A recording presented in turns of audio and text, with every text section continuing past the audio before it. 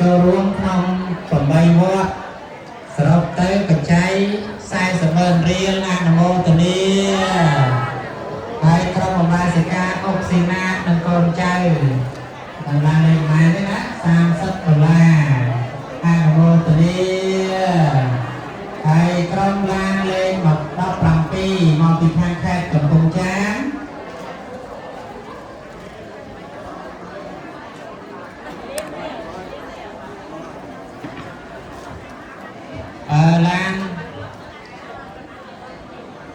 ឡានលេខ17ណាមកពីកំពង់ចាមដឹកនាំដោយឧបាសិកាច័ន្ទសុខេង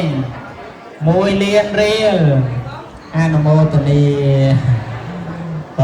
ហើយឧបាសិកាជន់ស៊ីណាតនិងកូនចៅឡានលេខ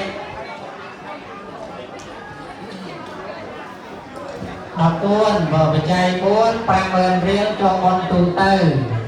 ហើយឧបាសិកាបុត្រ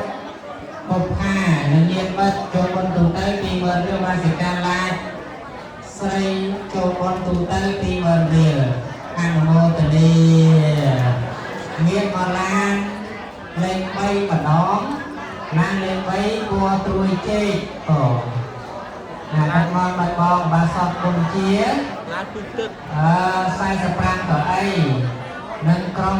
ក្បែរវត្តសន្សំកុសលនៅមុខពោះតាខ្មៅជាដើមចូលបនសរុប1,85,000រៀលអនុមោទនា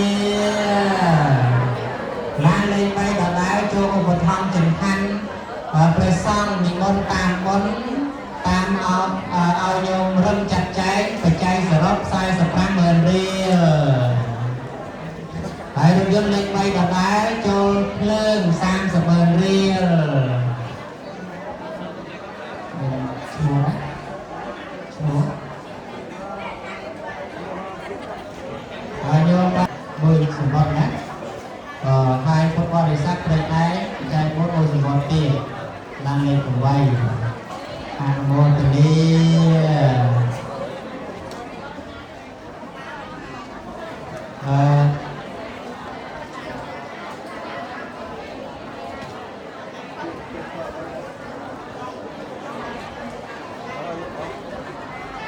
អស់ហើយញោមអស់ហើយបង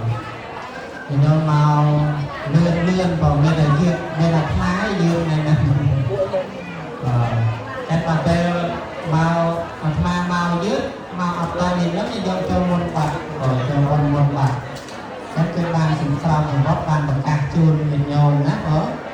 ថ្ងៃដល់សេចក្តីជ្រះថ្លាទាំងអស់គ្នាបង